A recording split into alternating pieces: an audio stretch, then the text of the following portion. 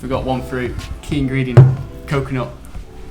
So, as you can see, I've purchased a lot of fruit, been to the farmer's market this morning, and I've got my hands on the best fruits and foods of Costa Rica, because that's where we are today. I'm basically going to show you, cutting into the food, show you what they look like, taste them, tell you what they are, and just give you an overview of the foods that grow here. Before I start the video, I just want to say, we are heading into like dry season now, so I've not got every fruit that's available in Costa Rica, because all this is in-season local produce. Like a lot of the foods, like dragon fruit, jackfruits, which are really popular in Costa Rica, it isn't actually the right time of year to get them now, so I'm going to miss some foods, but I'm just going to show you what I've got here today. So where should we start? I've got a chopping board and a knife, so I can show you what I'm doing. But we'll start with this one, because most people might think they know what this is, and you'll probably be wrong, because that, believe it or not, is not a banana. That is actually a plantain. It's in the banana family, but plantains are more of a starch that you actually cook and eat them with rice and beans for breakfast. Rice and beans is the traditional Costa Rican foods. We've actually got some black beans here.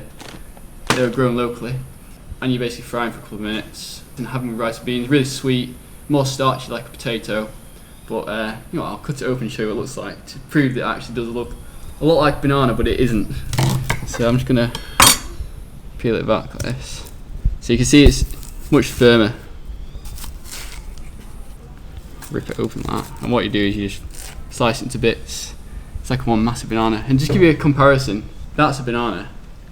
Go off, and that's the size difference. Banana and plantain. That's actually a smaller variety, but you get an idea of the difference in size. Just like a mega banana. Right, so obviously bananas, everyone knows what they are. Bananas grow all year round here. They are an absolute staple. They're so easy to grow. Like, they grow on the side of roads everywhere. Everyone has them. It's just like abundance. But that brings on to the next one. Coconuts, again, is another fruit that grows all year round in the tropical climates, all along the beach. You see tons of coconut trees, and they're just, falling all the time. For anyone who is interested in coconuts, this is how coconut trees plant themselves. There's a coconut tree above us here, and then they're just falling by themselves and replanting like this. Look at this. This is a fallen coconut, and it's basically sprouted out of the big shell, and it's putting roots out of the bottom, and that's going to be a new coconut tree. And basically the whole way along, there's just fallen coconuts that are replanting. It's amazing that, isn't it? Just a bit of a tip. This is something I've learned staying here. I'll give you some advice. Never park your car under a coconut tree, because if one of these drops on your car, especially if it's a rental, it's going to cause a big dent, because that is heavy. Full of water, it's very heavy. And to be honest, if you're walking or sunbathing under a coconut tree, it's not the brightest idea, because you don't want that dropping your head. Right, so let's just rip through some foods now, because I've got a lot to deal with. I've got a lot of chopping, a lot of showing, and to be honest, a lot of eating to do. Right, we'll start off with this. Most people might be able to guess what it is if I do that and show you what it looks like. Or be able to guess, get the right angle. That is a star fruit. Star fruit, again, another good food from a climate like this. I'll show you what it looks like inside. Cut a little. You really get to see why it gets its name, star fruit, when you do that. They don't usually eat them raw like this. They usually make drinks from them because they're really good. It's actually really good. Yeah, it's not as sweet as some of the other fruits, but it's a really good flavour. You don't really get these in different countries. You only have access to food like this in a place where they're grown locally, because that will not transport well. Probably rot in the transit. But anyway, that's star fruits. Let's rattle through some more. Right, so the next fruit I've got, get a ripe one, is this. These are very popular, especially right now. It's really in season. It's a variety of passion fruit. I think they're called Granadilla. You'll see inside in a second what they look like. Break it with your hands like that. You can see it's kind of like a seed gel, like a sack of seeds in a gel. So succulent, you end up just sort of dribbling it all over you, dribbling it all down your shirt. So I'll try and eat this a bit more sophisticated and not dribble it everywhere, and I'll tell you what it tastes like.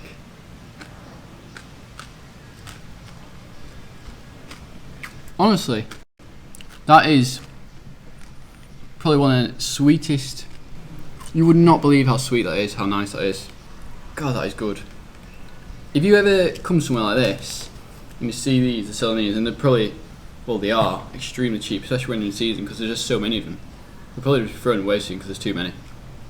They are unbelievable, but also you know it's going to be patched with nutrients because it's got those seeds. Right, so moving on, I'll get something else. This, again, it looks a little like a banana, but not really. It's actually called banana passion fruit. And the first time I saw this fruit, I was like, what the heck is that? And I cut it open, I couldn't believe what I saw inside. So, let's show you what it looks like. Look at that. I'll peel it as well so you can see.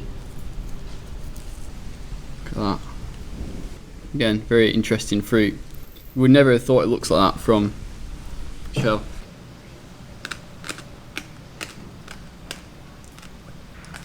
That one is not one of the sweetest fruits because the seed's quite big, quite bitty, but there's stuff around nowhere near as nice and sweet as this one, which you'll see all over. These are so good.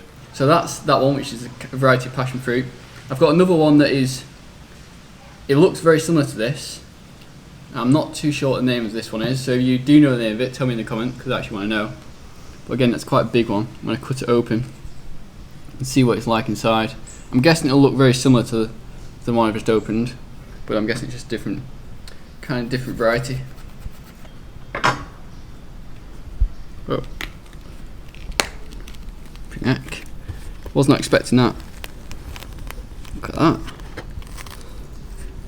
Whoa. So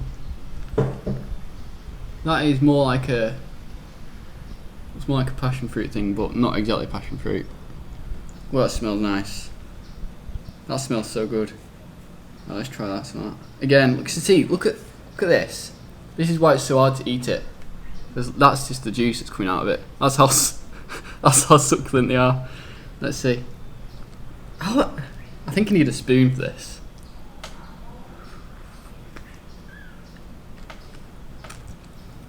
That's a very interesting flavour, that. Definitely not as sweet as that one, which is weird because it looks like it'd be sweet because it's orange. Actually a little bit sour, but again, it's really nice fruit. Really, really nice fruit.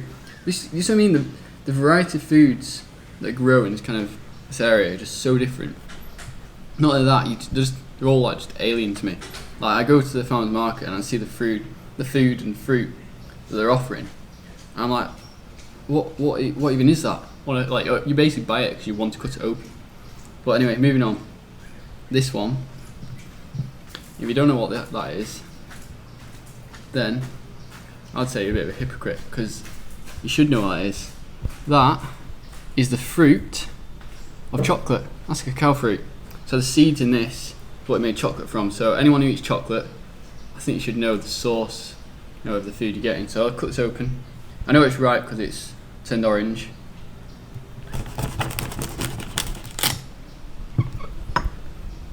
That's what it looks like inside. I'll try and get one of the seeds out because this is the interesting thing about chocolate cacao like this.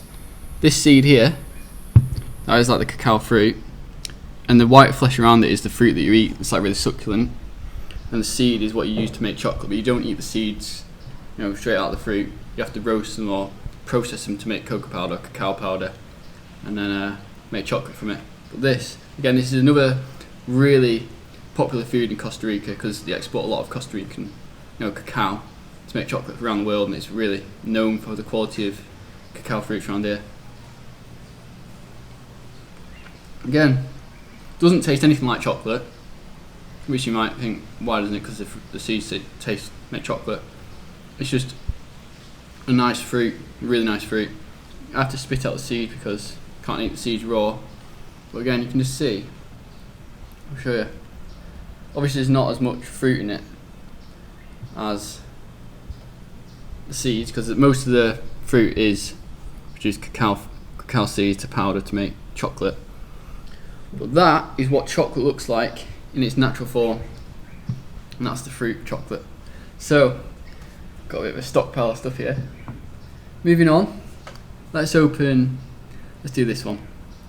I actually don't know the name of this one. If you do, post it in the comment because I like to learn all the names of the fruits I'm cutting open here, and I like to learn about the culture of the food that's in the areas we are in. So like right now I'm in the Nicoya Peninsula in Costa Rica. That is actually chosen or selected as a blue zone, which is an area that has exceptional longevity.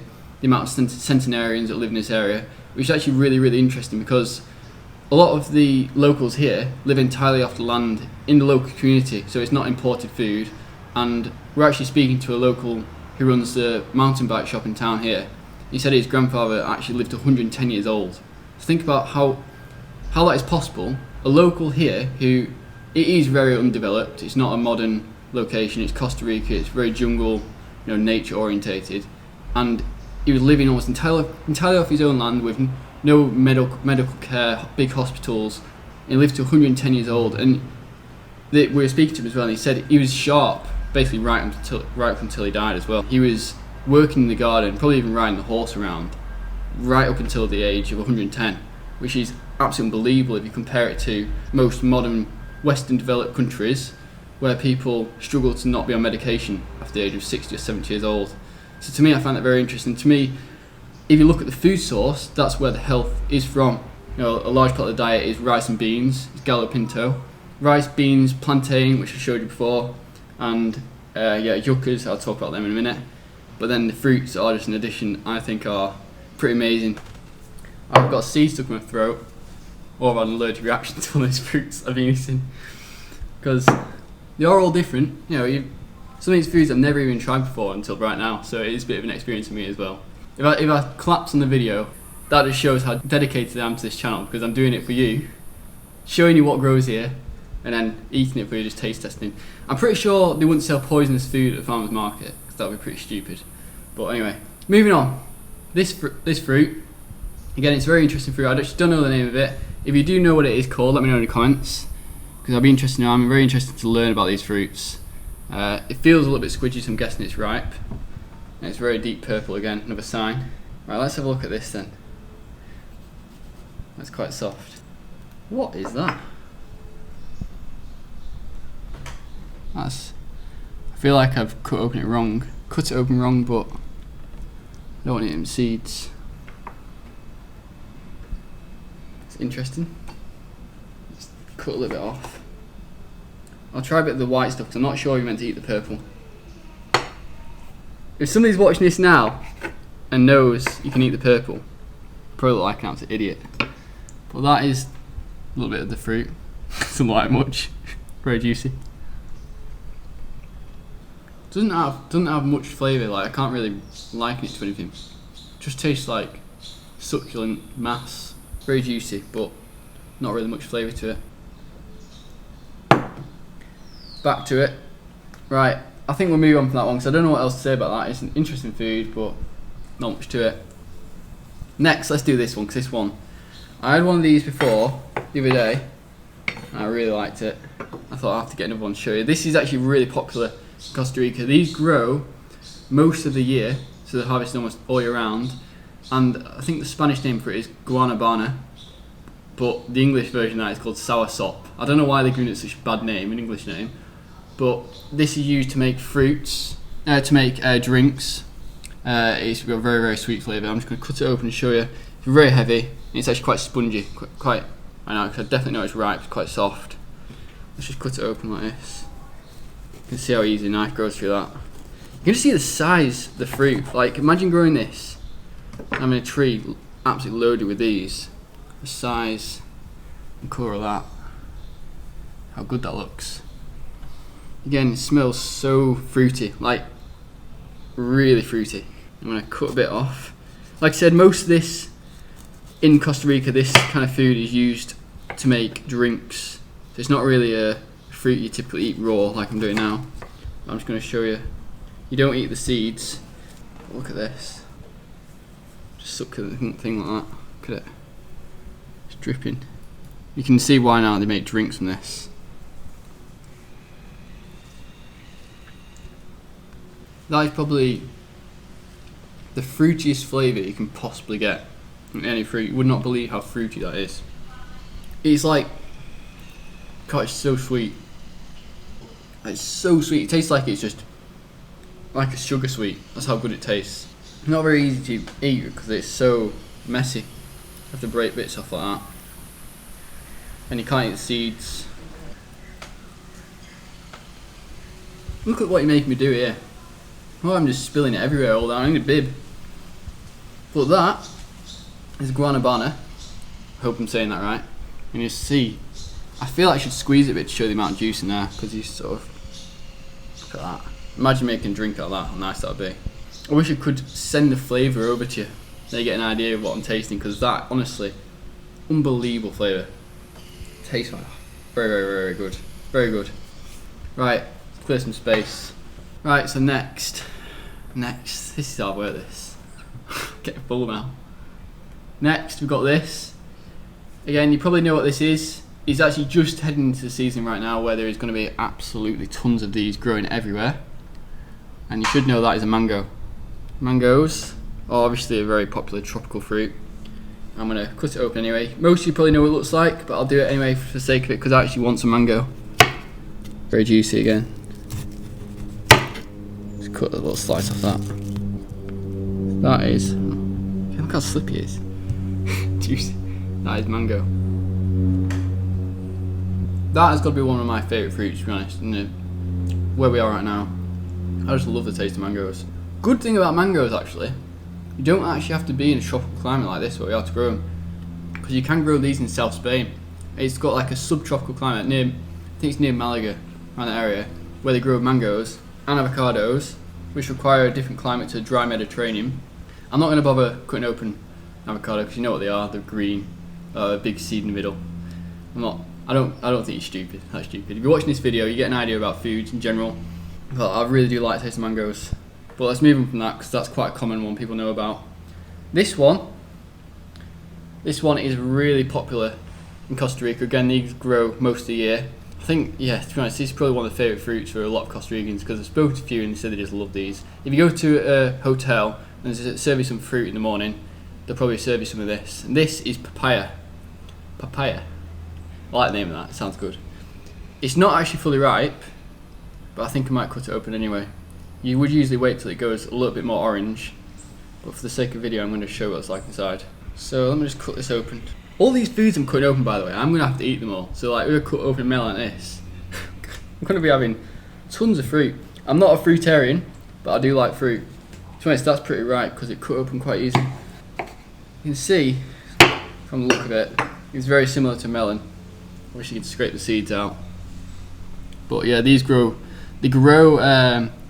basically it's like, if you see a palm tree, it looks like quite a thin palm tree, you know, like a few leaves on the top. And about 6 of these grow underneath the branches like that. It's really popular in Costa Rica, this food. I'm going to scrape some of the seeds out. I'm not the biggest fan of it. I've had it quite a lot because it doesn't smell like fruity flavour of melon. It has a little bit of a different taste, smell to it. You can see from that. It looks a lot like a melon, doesn't it? Most of these I would serve chilled, but today I'm in it warm because I've just been to the farmer's market. Yeah, very similar to melon in both texture and taste, but a little bit different because it's not a melon. This is a melon, and that is a watermelon. But I don't know if I'm going to open these today because whatever I open I'm going to have to eat. And I'm trying to show the interesting foods, the ones that you might not know what they are from looking inside. And I'm guessing most of you know what a melon and a watermelon looks like when you cut it open. Watermelons grow, and it's quite a small one, this one, but watermelons grow extremely well here. Almost like to be honest, everything grows extremely well here. They don't have a specific harvesting time of the year. They have a wet and dry season, 6 months split. We're just heading into dry season now, which is December, and then they get the first rain around Easter. Again, from speaking to a lot of locals around there, people who grow food, they basically said whatever you sow, whatever you throw a seed down, do that, it grows. Even if you drop a coconut on the ground, it would sprout. That's how good it grows. You could throw rice on the beach, it grows. Everything grows. And yeah, that can be a real advantage of growing in a place like this, but it does require a lot more maintenance as well. But you almost need a full-time chop and drop Costa Rican going around your property with machete, chopping down everything, which again is really good because it's natural compost, chopping down branches, trees, jungle, whatever it is.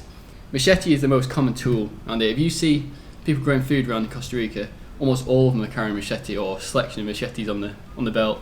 It's like the thing they probably go for Christmas, say what did you get? Oh, I got a new machete. And they'll be like, oh, telling all friends about it. You don't need a machete where I'm in the UK. I wish you did, because I do like the look of it, just smacking down a machete. Even banana trees, they grow one tree for one bunch of bananas, one rack of bananas, and the whole tree is done. So the Costa Rican gets the fun of smacking down the whole tree with a machete. Nice clean hands before I continue. Yeah, I did say everything grows here, which it does, but probably the biggest limiting factor of this kind of tropical climate in Costa Rica is the fact it doesn't have a cold season. And cold season actually are beneficial for growing certain foods like grapes or apples, even just some of the standard foods you think of might struggle to grow here, even though you can grow other stuff really easily. So enjoy that cold season in the UK, because it is beneficial. It has its own advantages. So anyway, moving on. Next we've got something here. This, one of the main staples of the diet in Costa Rica. It's very much like a potato, but it's called a yuca. It looks a bit like a brown log. I'm not going to say what else I think it looks like, but it doesn't look the nicest thing in the world, I must say. But anyway, cutting this open. It's very tough. That is a yuca. These grow incredibly easy here. All you have to do really is snap a stick off the plant that grows. They grow like a small tree in a year. And if you stick that stick in the ground, you'll get a new yuca plant. And yuccas, are a large part of the staple diet. They grow extremely easy, extremely satiating.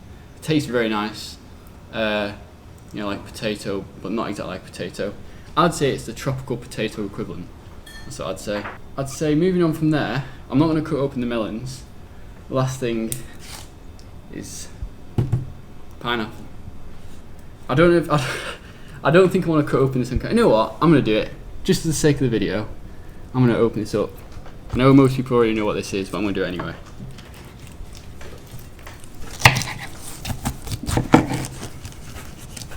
Something I would say actually about this, which is quite good. Obviously you know what it tastes like, you know what pineapple is, but the difference in taste, pineapple that you pick locally here, that's grown locally, in terms of taste, quality, everything, is another level to stuff you get in the UK, because obviously you have access to more fresh produce. It's not shipped across the Atlantic, whatever you say, and it's actually much better. So if you are again, that's another advantage when you're actually in a place where it grows locally, you're obviously going to have better tasting pineapples. So these pineapples that I've been getting here are another level to the ones you buy in the UK. In fact, I wouldn't even buy them in either part of the world. I only get them when I'm in this part of the world, because they're much nicer.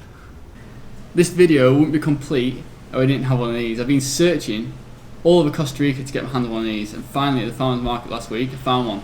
This is actually a jackfruit, and it's actually relatively small for the size they can grow to. They can grow much bigger than this. And if you don't know anything about jackfruits, they are most commonly known as a meat substitute, but you can get the fruit, which you can eat fresh, which I'm going to do today for the first time ever. I definitely know it's right because it's just started to smell a little bit like jackfruit, fruity smell, and also it's going to be a bit squidgy and turn yellow. So let's just cut it open and see what it's like inside. Quite tough that actually. I need a chainsaw or a sharp knife, because that's actually hard to open. You can see, look at the white sap on that one. See the sap on that. So that, the jackfruit, look at that. Quite interesting. That's sap, needs to be careful it doesn't stain or anything. Looks pretty interesting, doesn't it? I didn't actually expect it to look exactly like that. But now I need to figure out how to eat it. To be honest, I'm not gonna lie, it doesn't smell that nice. I think I read this before actually in the past. It smells. People don't like it actually being grown around houses because it does smell when they get ripe. Start to go overripe or anything. I'm just trying to cut a little bit out so I can try it on camera. I'm gonna break a bit off.